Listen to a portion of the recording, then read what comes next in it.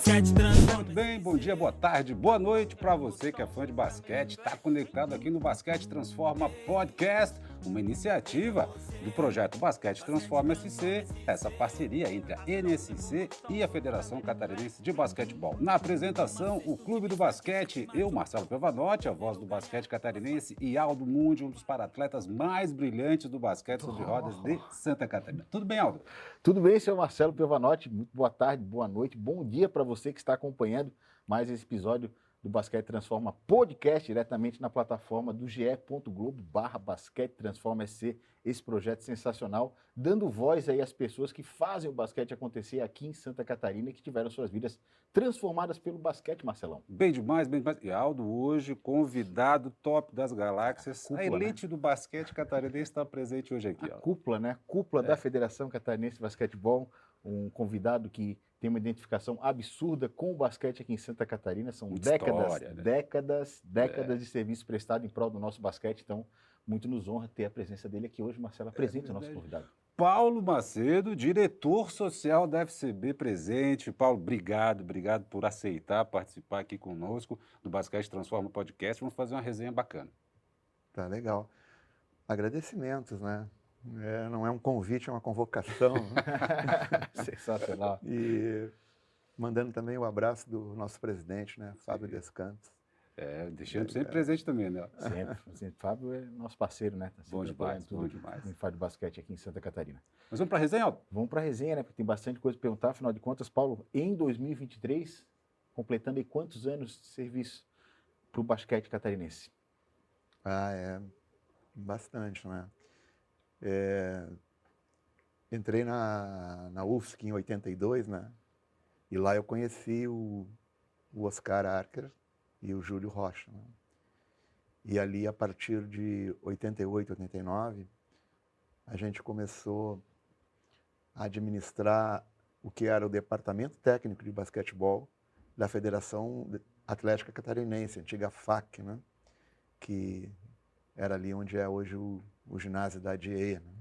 Nessa época a FAC cuidava do basquete e do vôlei, né? Em Santa Isso, Catarina, do basquete e do vôlei de Santa Catarina, porque as outras federações já tinham as outras modalidades, né, que também eram departamentos da FAC, já tinham se transformado em federações, né?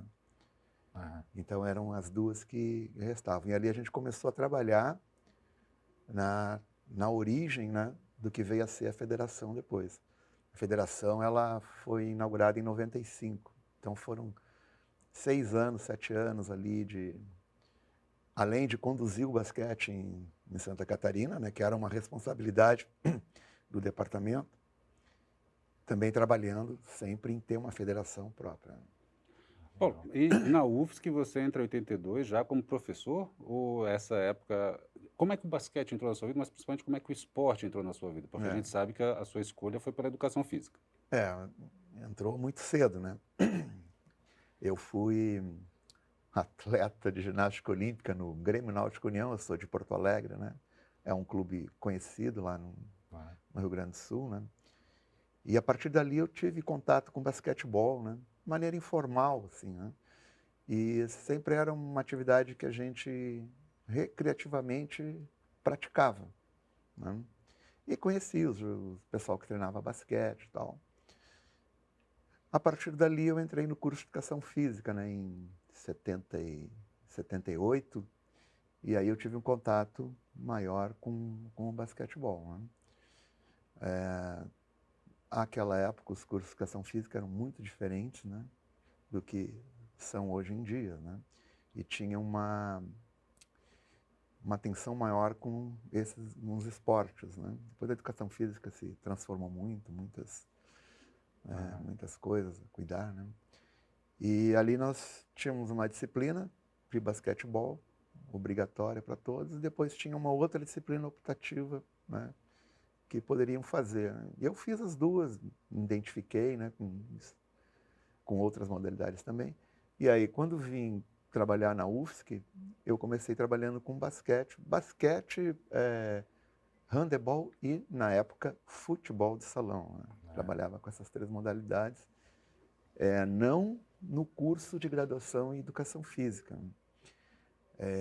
era uma época diferente, a gente tinha a prática desportiva, onde os alunos da universidade de outros cursos que não a educação física tinham que fazer uma daquelas práticas oferecidas, né? Interessante. Então chegou a ter, numa época lá, nós chegamos a ter 6.000 alunos, Poxa. que era uma carga até bem alta de educação física, porque, a princípio, uma lei determinava que em todas as fases, todos os cursos eram obrigados a fazer. Então, Escolhia que modalidade tu faria, mas teria que ter uma aula de a educação aula física dependendo do seu tinha curso. Né? várias modalidades, tinha basquete, vôlei, handebol, futebol de campo, futebol de salão, natação, remo, condicionamento físico, né? Mas um aluno de medicina fazia 12 semestres de educação física. Um aluno de engenharia fazia 10. E aí, claro, a universidade foi crescendo também, né? E aí isso começou a não ser mais possível, porque os currículos de todos os cursos começaram a aumentar.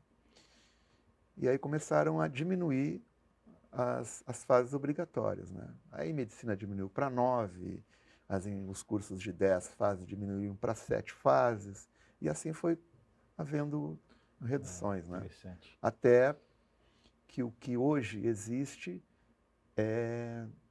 a disciplina é oferecida, mas é de forma optativa, não é mais obrigatória. Na minha época já era optativo. Eu fiz psicologia, me formei em 2004. Nessa época, de 99 a 2004, já era disciplina optativa também, a fazer a prática desportiva. Isso.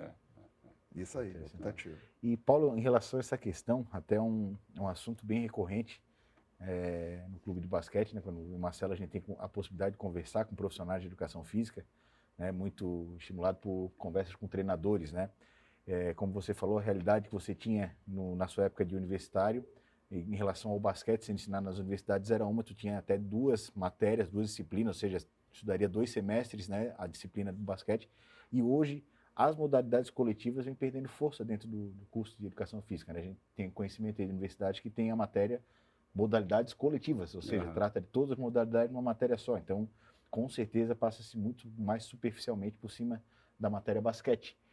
Como é que isso está impactando aí na questão de renovação dos atletas e dos profissionais de educação física que trabalham junto dessas modalidades coletivas, tanto no basquete, como handebol, como vôlei, etc. Isso impacta mais nos profissionais, né, que vêm a trabalhar com essas modalidades, né?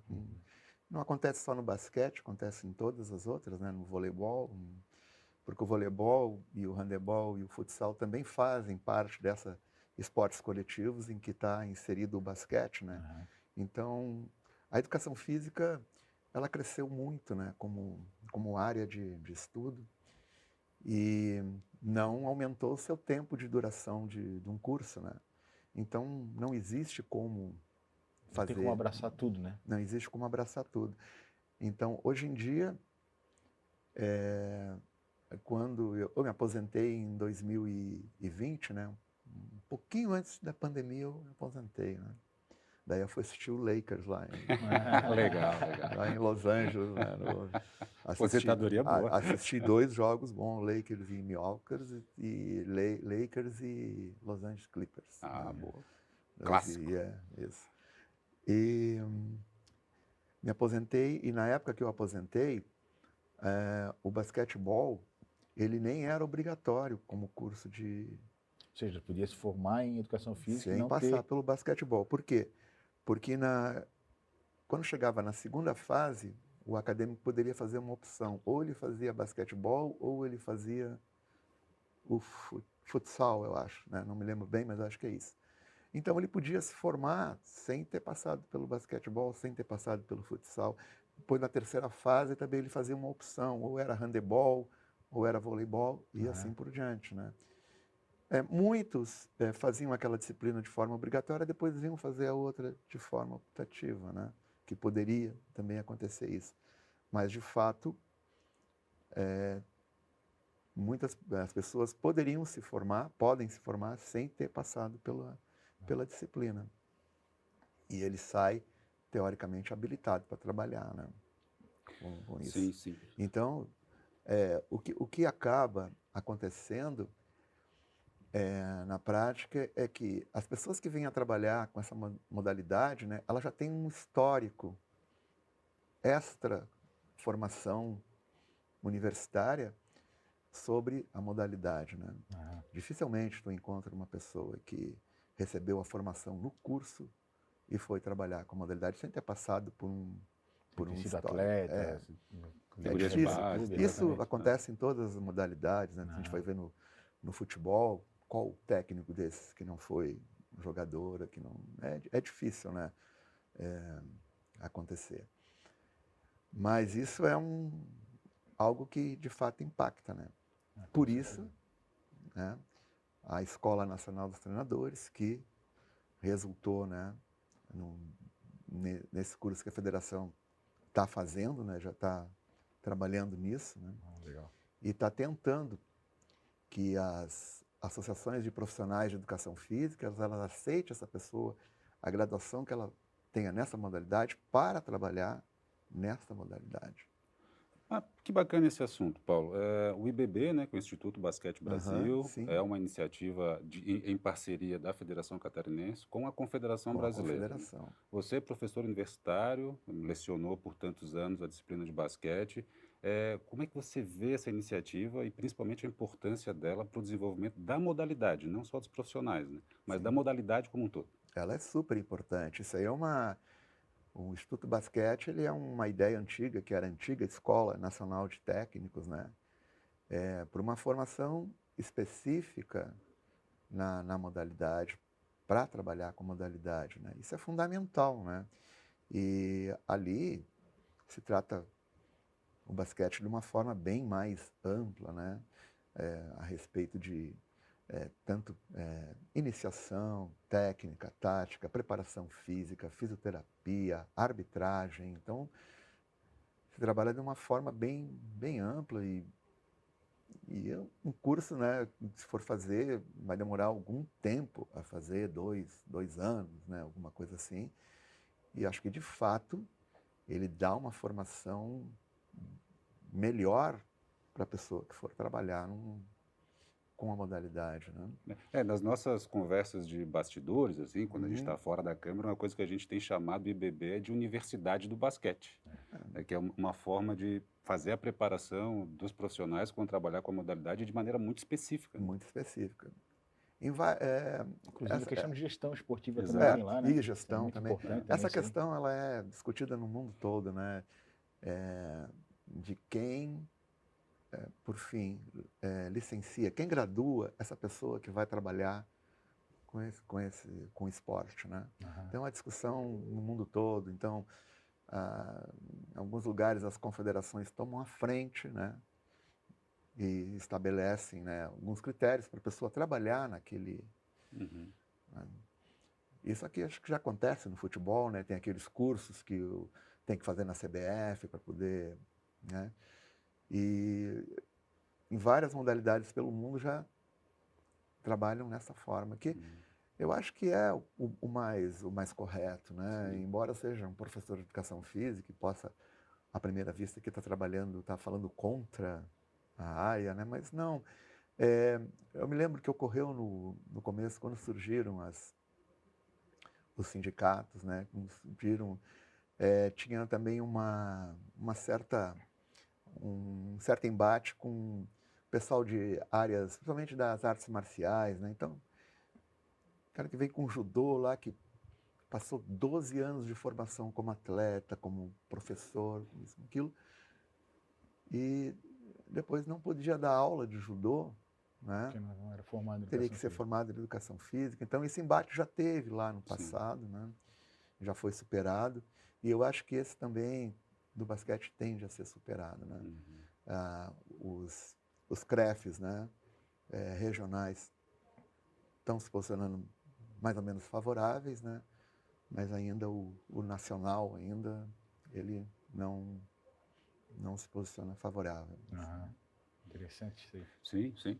É uma discussão curiosa, né? O Paulo trouxe o exemplo da arte marcial, né? Que o atleta de arte marcial que passou por toda a formação, até ensinando, não ser considerado habilitado para ensinar a modalidade, sendo que, por exemplo, o profissional de educação física que não passou pela arte marcial, supostamente teria a habilitação para ensinar. É uma coisa, não combina, né? Não É combinaria, uma né? discussão bem, É, bem ampla, né? bem com ampla, relação a gigante, isso. A gigante. O discussão Paulo bem trouxe ampla. por isso que é bom a gente repetir a pergunta, né, com várias pessoas da área, né, que têm as visões diferentes. O Paulo colocou um ponto que até então ninguém tinha colocado e realmente faz muito sentido, que é a evolução da educação física, né, enquanto Sim. disciplina. Sim. Hoje tu vê a questão de treinamento, o treinamento individual, preparação física do atleta, pô, se desdobrou muito, né? Sim. Demais. E Sim. o curso continua com 8 fases. Sim. Exato. Né? Então, como é que eu vou, nesse período de tempo, como é que eu vou disponibilizar tudo?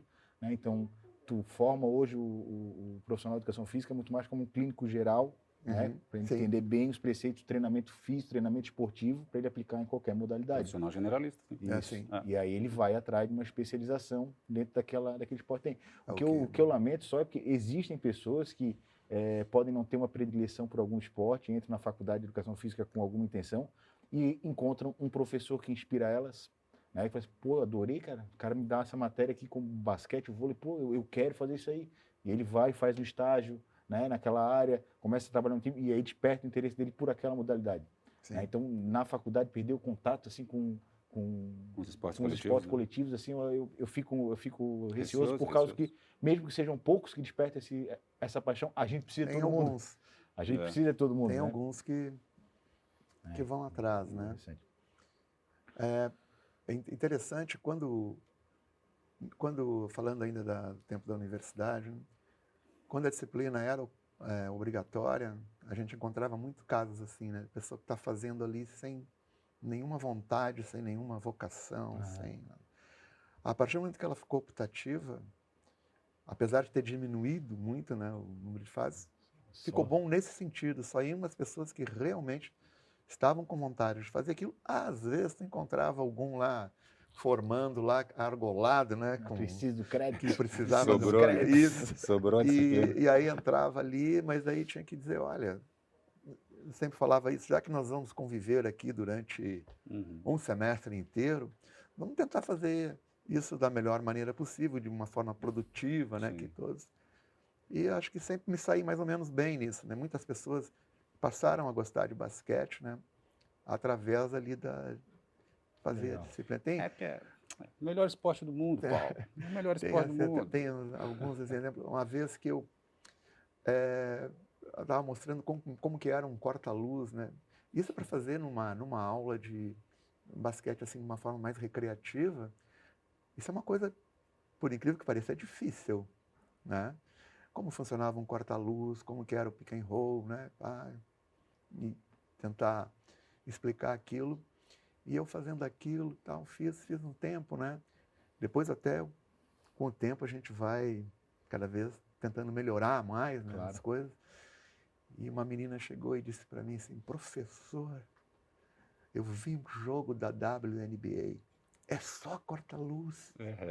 E aí, cara, eu fiquei assim, pô, apesar dela não ser uma praticante, apesar de ela não ser alguém, ela foi uma pessoa que recebeu alguma coisa que permitiu que ela desfrutasse Sim. de uma coisa que ela não entendia antes. Conseguiu ter um olhar técnico do jogo. Exato, que para ela conheceu, aquilo tudo era um aglomerado de pessoas que estavam correndo ali. Não, Estão se esbarrando. não é assim, não é assim. Sim. Né? Existe um sentido nisso. Claro. Então isso, pô, é uma Que pessoa legal. que vai ser uma pessoa que vai curtir o basquete, que vai olhar basquete, que Sim. vai incentivar a prática do basquete. Bom demais. Paulo, e ainda sobre essa questão do IBB, Instituto Basquete Brasil. Uma das coisas que a gente debate também é que a existência da instituição também vai dar uma cara para o basquete do Brasil. Vai ter como se fosse a Escola Brasileira de Basquete, no sentido de ter uma identidade do basquete nacional. Faz sentido isso? É uma viagem nossa? Eu acho que faz sentido sim, né? Que toda região tem as suas características diferentes, né? Antigamente a gente assistia uma pelada aí de basquete, uma brincadeira, e dizia, pô, aquele cara lá, ele treinou em Lages. Já sabia. Aquele outro ali, porque a pessoa traz uma identidade, né?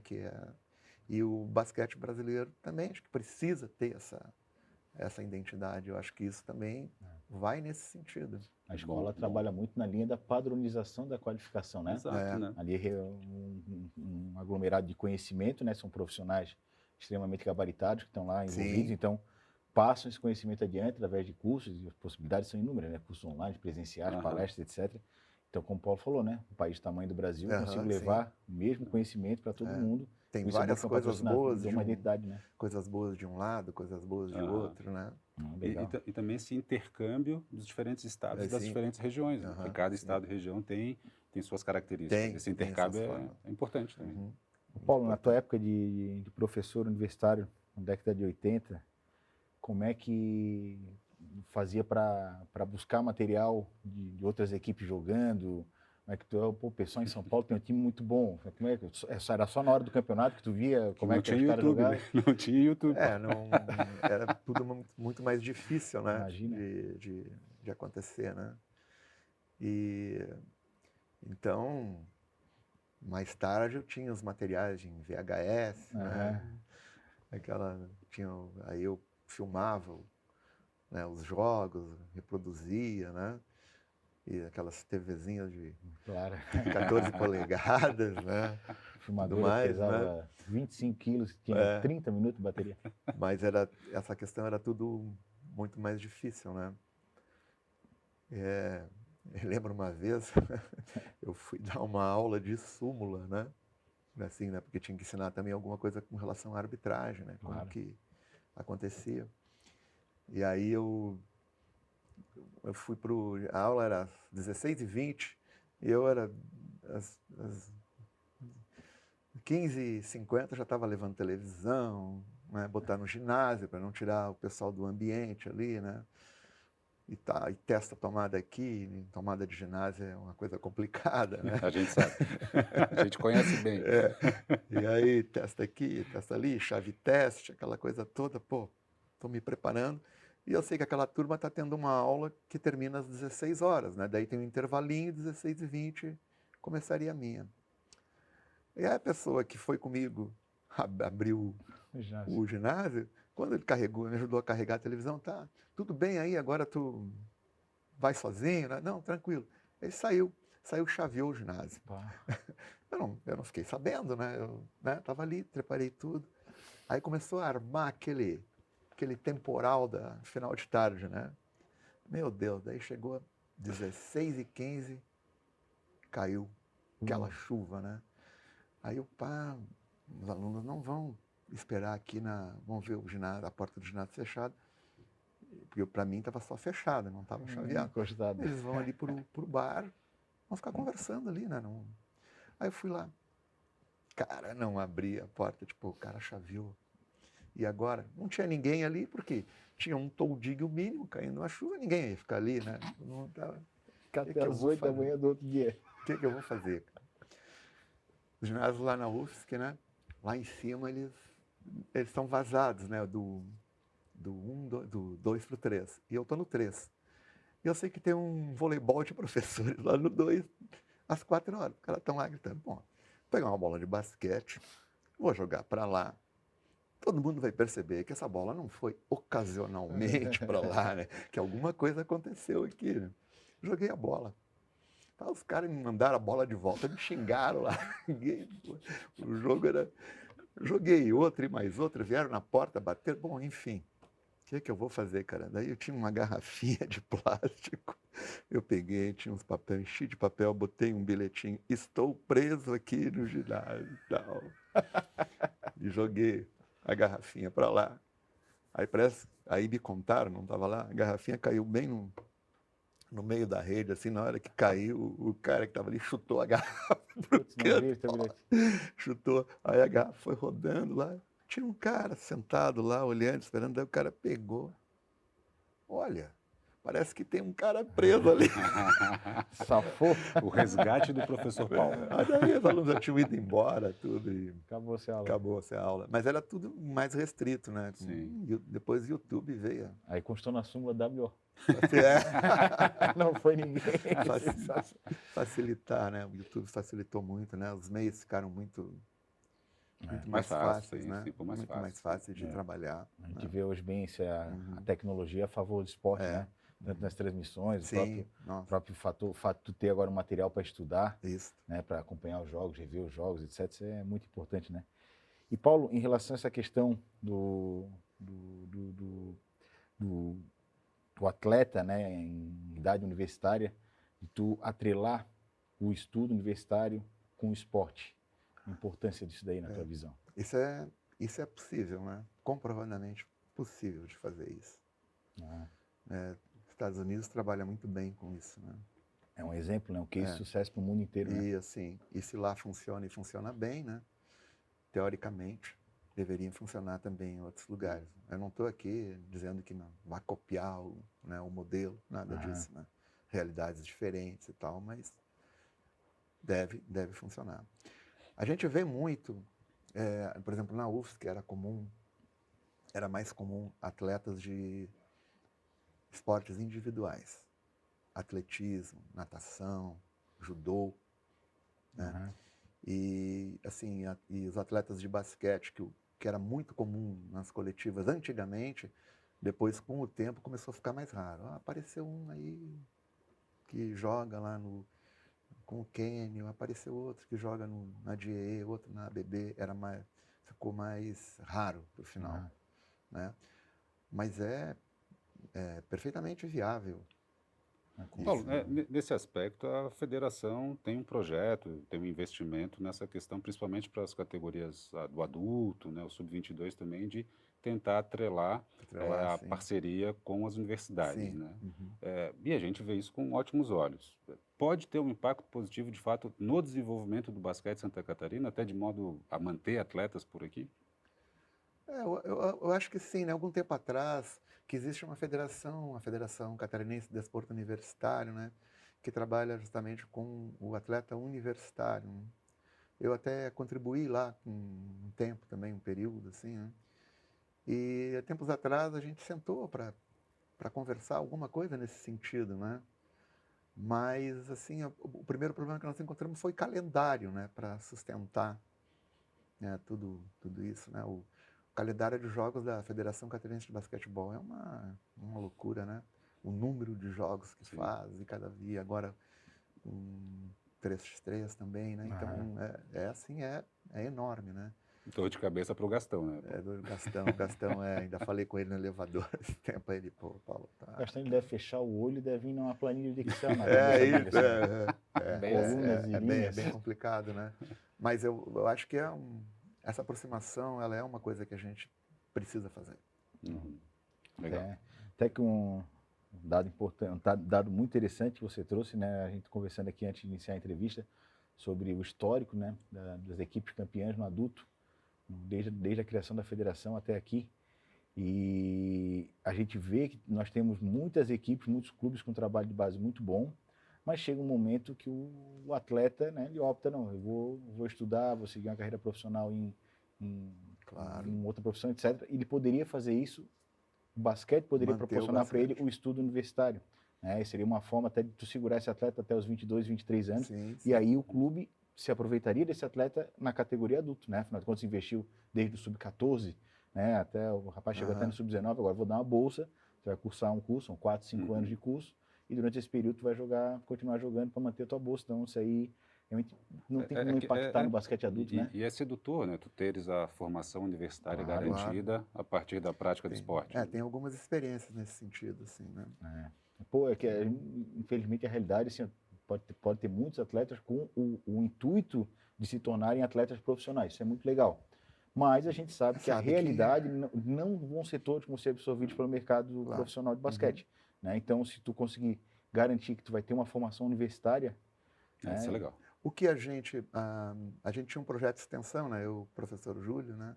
Júlio Rocha, a gente tinha um projeto de extensão que a gente proporcionava o basquetebol para aquelas pessoas que já eram iniciadas, que já tinham uma experiência anterior no basquete, né? Então, apareceu ali ex-atleta, pessoas justamente nessa situação, né? Que chegou um dado momento, ele percebeu, pô, tem 5, 6 aqui que são melhores do que eu e talvez eles nem venham a jogar. Né? Então, as pessoas entravam na universidade, mas queriam manter aquela prática, né? Porque é um negócio que fez a vida, fez 5, 6 anos, né? Não quer parar de jogar, né? E aí a gente tinha um projeto lá que atendia essa... Aí quando tinha competições universitárias, Jogos Universitários Catarinenses, a gente entrava, né? E a gente ia bem, né?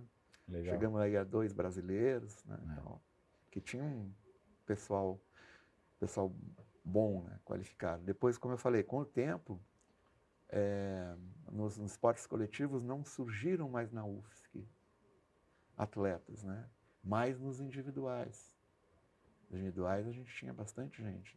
Interessante, isso é muito mudou. Isso aí para mim, um grande círculo, né? Que ele se fecha dessa forma, né?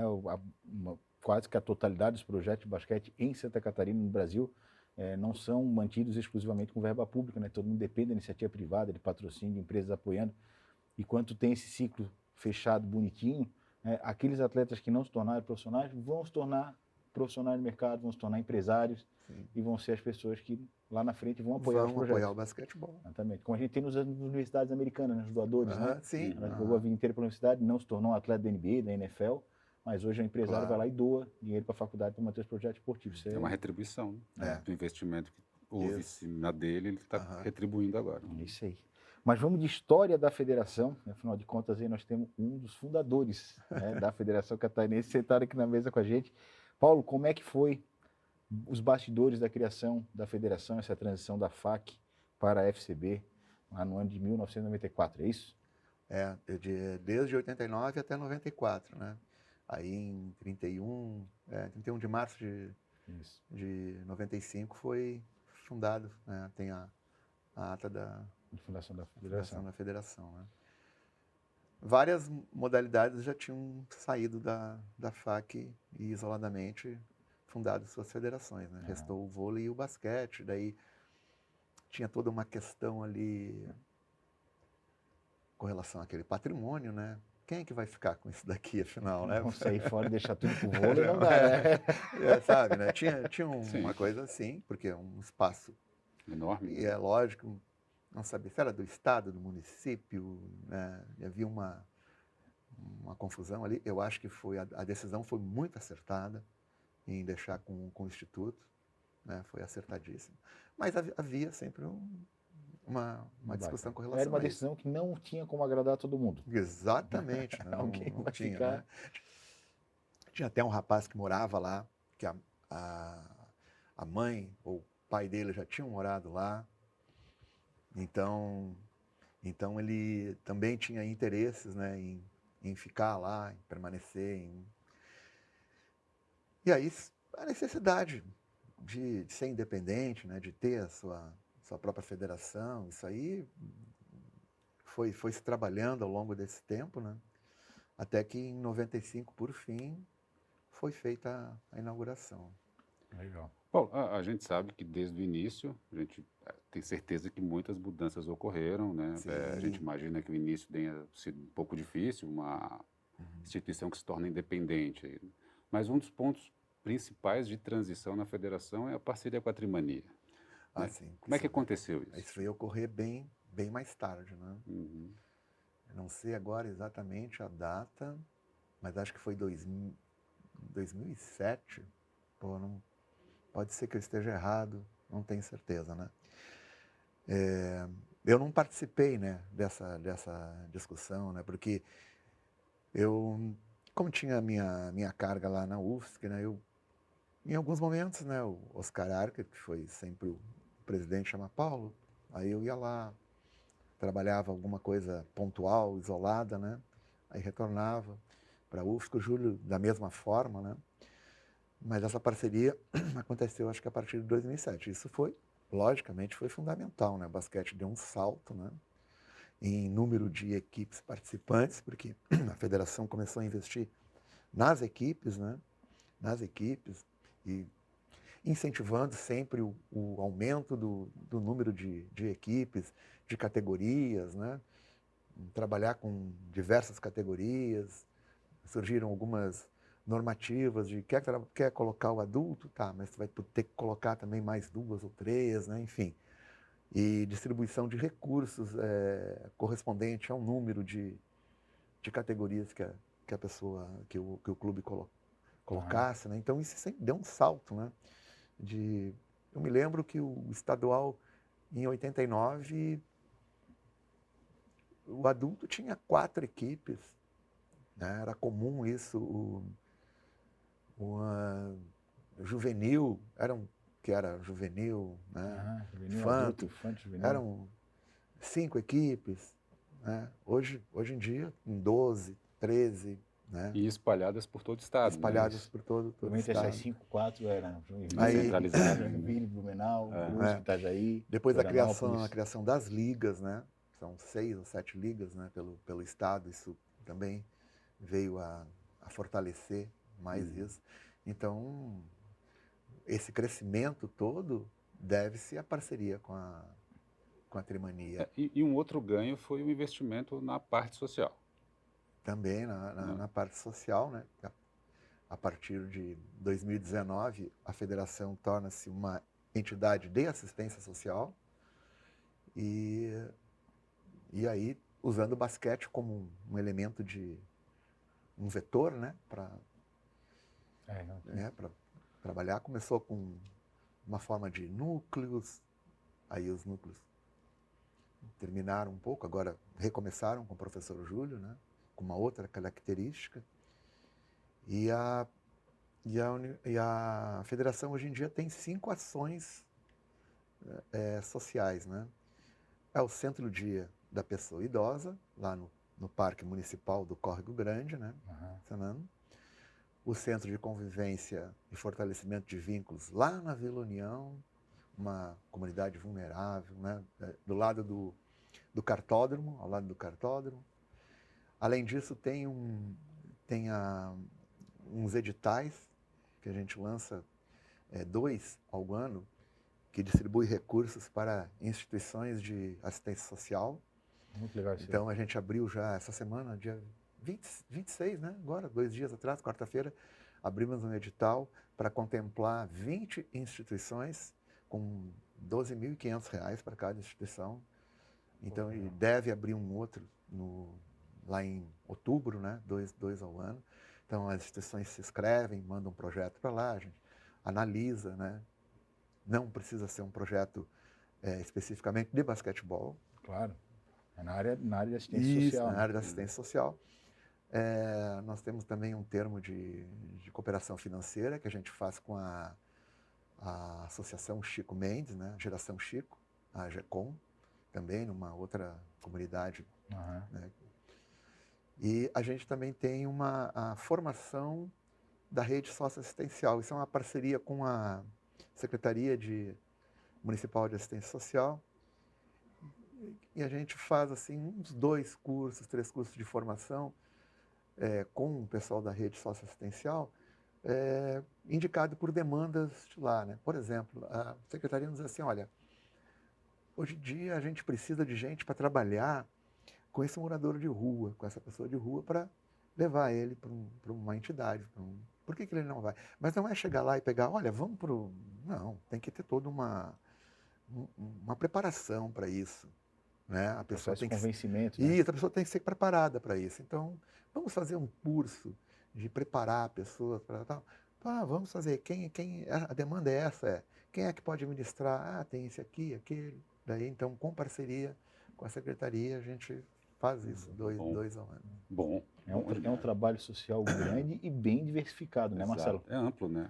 Atuando em várias frentes aí. Lá claro, as 2 casas são as mais representativas, né? Sim. Lá no Centro-Dia da Pessoa Idosa tem 20 idosos, que é o nosso limite, né, de atendimento.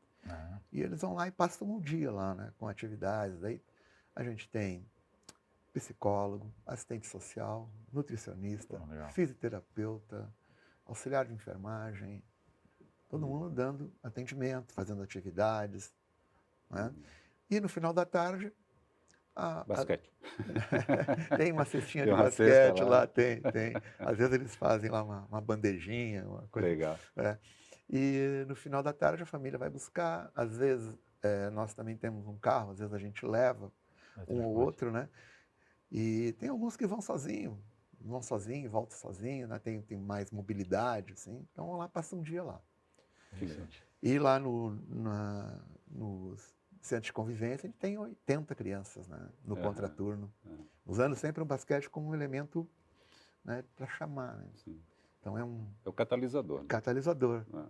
O basquete transforma. Né? Aham. É isso A aí gente mesmo. chama através do basquete, tem outras oficinas, é lógico, né? Então, basquete, capoeira, tem musicalização, né? Percussão, tem computação, Uhum. Legal. artes, né? E isso vai diversificando, né?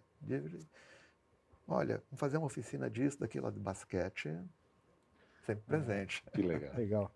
Paulo, a gente vê tu falando com tanta propriedade a respeito dessas ações sociais, né? Então, uma coisa que também entrou na tua vida, né? Assim, como fazer um trabalho social. Como é que foi para ti, o Paulo, membro da Federação Catarinense, passar por essa transição? No momento eu estou fazendo só basquete, Sim. né? Estou fazendo a modalidade acontecer. Agora nós temos um trabalho social e eu estou inserido nessa rotina, nessa realidade de trabalho social. Como é que foi para ti isso daí? Um aprendizado, né? A gente teve, não só eu, mas a federação toda teve que Se capacitar. aprender a trabalhar com o social. E aí, lógico, a gente tem assistentes sociais, né, no nosso quadro, né, que já sabem muito bem delinear isso, né? E a gente, aos poucos, foi começando a entender um pouquinho mais do que é exatamente o social, Ah, legal. né, de como poder ajudar, o que é assistencialismo, o que é trabalho social, né, são duas coisas diferentes, né? Aham. O exemplo do carro, né? O carro sem bateria, né, antigamente, né? Fusquinha, hoje em dia não pode fazer isso mais, né? O carro não quer pegar, o pessoal empurrava, né? Engatava uma segunda, o carro pega e vai embora, né? Se fizer hoje, estoura a cor, não dá. A juventude não sabe o que é Não, isso. é um Pô. carro. Pegar no tranco, o Hoje, como é pessoal que eu não sabe o falo? que é Esses isso. caras que tem esses carros Nutella aí, não pode nem pegar no tranco, né? Eu falo que eu tenho uma Meriva 2005, mas ela também não pode Não pegar. dá, não dá. Mas ela não pega no tranco também. Mas aí o que é? Tu dá uma empurradinha e aquilo vai embora, né? Anda. Aham. Assistencialismo é um carro sem bateria. Tu empurra, ele anda. Tu parou de empurrar, ele para. Né? É a diferença. Tu vai ali para dar aquele empurrão, aquela coisa que falta, né, para a pessoa seguir o próprio caminho. Né? Não pode ficar sempre repetindo Aham. as mesmas ações. Né? Então, isso é interessante. Então, isso eu estou aprendendo a respeito disso, daí participando de reuniões de conselhos, né? Conselho Municipal de Assistência Social, Conselho da Criança e Adolescente, Conselho Municipal do Idoso, né? E está sendo um aprendizado, né? Bem grande. Paulo, mas dentro da federação, você é diretor social. Como é que está estruturada, se a gente for pensar no organograma, no procedimento, no cotidiano da federação, como é que fica estruturada essa questão do trabalho do social? Porque atualmente a FCB é uma entidade de assistência social, né? Como é que se estrutura isso dentro da FCB? Assim, estruturalmente lá, nós somos um departamento, né? Como a gente sabe que o DNA da federação é o esportivo. Não tem como negar, né? E, inclusive, a federação é responsável por promover as competições, né? Claro. Formar seleções e tudo mais, né? Como a gente tem um histórico do basquetebol, quem está ali, né? Eu, o professor Júlio, com os núcleos socioeducativos, né? Que tem 600 crianças pelo estado todo, né? Usando também o basquete para transformar. Né? A gente tem um passado basquetebol, a gente tem um trânsito muito facilitado com os outros departamentos. Né? A gente consegue entender os problemas, né, dos outros departamentos, da arbitragem, do departamento técnico, do Gastão, né, da questão do financeiro também. Então, isso está facilitando muito esse convívio, né? A gente ter já não somos pessoas estranhas àquele meio, né? E tentando aprender com isso, né? Tentando aprender com o social. Características bem diferentes, né? Assim, do só esportivo. Mas o bacana é ver que a questão do trabalho social não fica só com a sua diretoria. A gente vê que todas as outras diretorias participam junto e participam de maneira bastante ativa. Sim, participam, né? Tem a imprensa, né? Está sempre participando. A questão do financeiro está sempre, né, junto, porque são demandas, né, que acontecem, né? Sim. A gente promove interações lá, que uma coisa que a gente vai ter que incrementar um pouquinho mais, né? Essa interação entre as casas. A federação tinha 8 funcionários, passou a ter 30 e tantos. Uhum. Um Né? crescimento Então, isso- expressivo, né? Isso É, em robusto. qualquer lugar. As questões de RH, as questões de Financeiro. financeiro, certo. pagamento de benefício, não sei o quê e Sim. tal. Isso é um crescimento Então, grande. uma coisa que a gente vê, Paulo, porque a gente interage mais com o Lucas, que é da Aham. comunicação, com o próprio presidente Fábio, com o vice-presidente Sérgio. E quando a gente está conversando e vem a temática do trabalho social da federação, os olhos brilham. Né? Eles gostam demais de tudo que acontece, né? Todo esse investimento que é feito. Então, a gente percebe, olhando de fora, né, que a federação está muito voltada para essa questão do social. Sim. A gente procura fazer sempre as coisas da melhor maneira possível, né? Isso ali também sempre foi assim, né?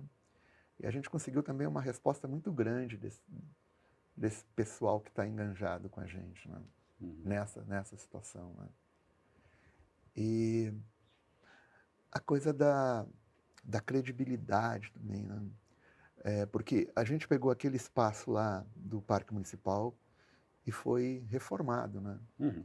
Então, chegou lá e disse, olha, nós temos aqui um planejamento, nós temos, claro, uma parceria com a prefeitura, né? Aquele espaço é da prefeitura, assim como o espaço lá da Vila União da prefeitura. Nós temos aqui um planejamento e tal, não sei o quê, e em 6 meses nós queremos transformar isso aqui assim, assim, assim. Às vezes as pessoas não acreditam, né? Acham que vai Quando demorar é esmola demais, o Santos Não, confia. Confia, assim, é claro. o binário da UFSC, eu tenho ouvido falar ele desde que eu cheguei na universidade, Sim. desde 82. Tem um tempinho já. Demorou mais que a ponte. Então, Opa, assunto perigoso, assunto e perigoso. assim, e a gente foi fazendo. Interessante a questão do trabalho lá na Vila União, né? O comportamento das crianças, como se modifica através de um trabalho contínuo, em que ele vai saber, ele tem a convicção de que amanhã vai ter aquele trabalho, depois de amanhã, e vai seguir, né? Então, essa credibilidade, a transformação das crianças, sabe? A forma como elas agradecem, assim, meio a gente. Né? Eu tive ontem lá, né?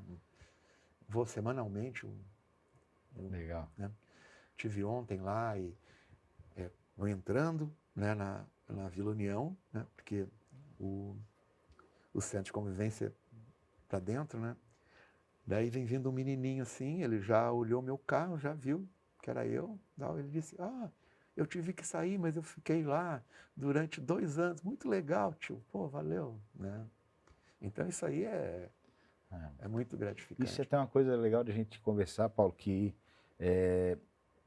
trabalhar nessa área, obviamente, te colocou em contato direto, né? Tanto com a questão da comunidade, né? Que tu vivencia a vulnerabilidade que é lá na Vila União. Da mesma forma, tu também tens contato com as pessoas que são atendidas por esses projetos, tanto no Centro Dia da Pessoa Idosa como no Centro de Convivência e Fortalecimento de Vínculos da Vila União.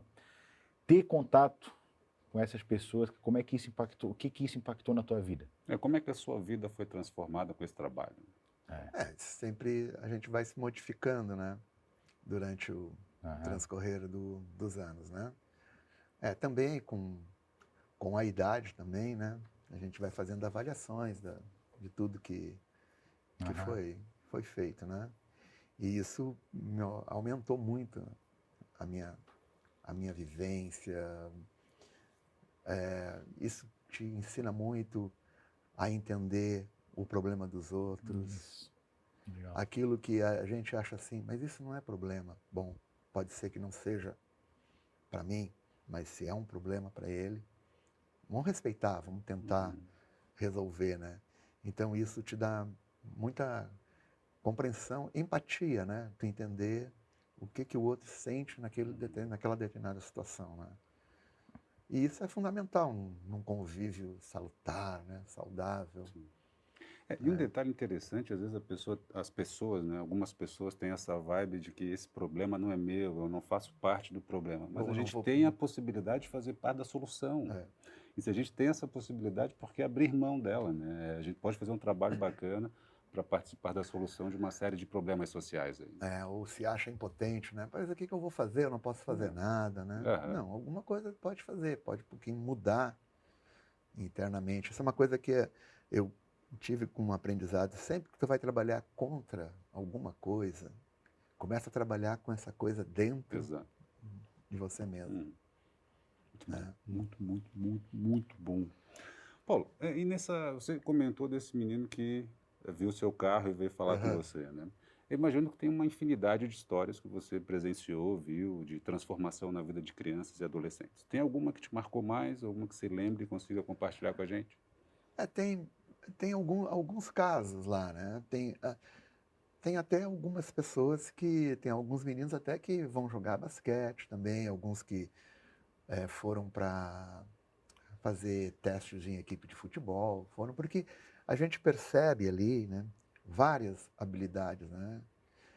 Tinha um trabalho que me chamou muita atenção, foi um trabalho de artes, né? Não foi feito no basquete, mas também é um elemento transformador, um trabalho do autorretrato do Van Gogh, né? A pessoa, assim, tu imagina, olha, eu vou trabalhar artes com Van Gogh na Vila União. É impossível, mas não é impossível. É Não muito é? possível. É muito. Muito possível. Tanto é que foi trabalhado isso, e depois cada um fez o seu autorretrato. Isso aí gerou um álbum Legal. com... Maravilhoso. Nossa, assim, claro que tem alguns que dão menos atenção para aquilo, vai dar mais atenção para outro, mas tem alguns ali que são, assim, é espantoso a capacidade criativa, a capacidade de realização. Talento, né? Aham. Basta alguém chegar e dizer, olha, tu pode fazer isso. Dá oportunidade, né? E confiar, né? Exatamente, Confiar, porque, né? exatamente, porque a falta de confiança também. Ah, não, eu não sirvo para isso. Isso acontecia muito lá no tempo que eu dava aula também, né, do UFC. Mas eu não tenho talento, né? Eu digo, olha, tu sabe o que os grandes jogadores falam a respeito de talento? Eles falam que é 5 a 10%.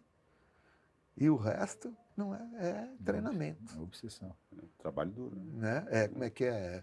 5% de inspiração e 95% de transpiração. Bem assim, bem assim. A receita de sucesso. E Paulo, hoje, né, vendo aí tudo que tu já fez, tudo que tu faz, que tu ainda vais fazer pela federação, né? Saímos da FAC, criamos a Federação Catarinense de Basquetebol, hoje a federação abriu o seu leque aí, tá, além do basquete, tem essa questão do trabalho social, trabalho majestoso. Qual é o sentimento de olhar e falar assim, saber que tu fizesse parte de tudo isso daí? Desde o começo. Né? Não, é claro que isso, quando a gente analisa trajetórias, né?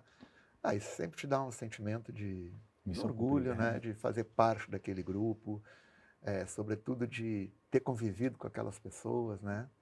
De falar com aquelas pessoas, né? Tu encontra, às vezes, as pessoas, aí, puxa, como era bom, né? Aquela história, né? Isso é muito legal, né? É uma coisa que te dá um sentimento de, puxa, parece que não foi à toa essa passagem, né? Então isso é muito bacana, né? Hoje na federação, a curiosidade nossa tu, o Júlio e o seu Oscar, tem mais alguém que está desde a fundação? Eu acho que talvez sim, porque a fundação se deu em 95, no período que eu estava, naquele momento eu não estava pontualmente trabalhando com a federação, eu estava afastado, né? Foi lá naquela Casa Rosa que tinha ali na Agronômica, ali, né? Eu me lembro, eu fui na solenidade lá, foi legal, né?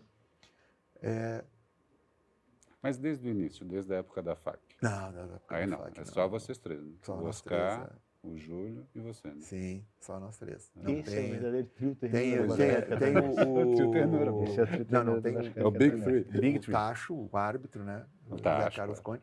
Ele era árbitro nesta época Nesta que época. nós estávamos na FAC. Mas ele não era do administrativo Aham. da FAC. Mas ele também está lá desde essa época. Desde antes até.